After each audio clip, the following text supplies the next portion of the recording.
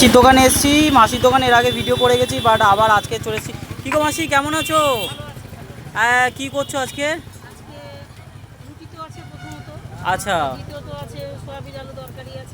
হ্যাঁ। কি ব্যাপার, আজকে তুমি সয়াবিন করেছো? ও শনিবার নিরামিষ হয় নাকি? আচ্ছা আচ্ছা আচ্ছা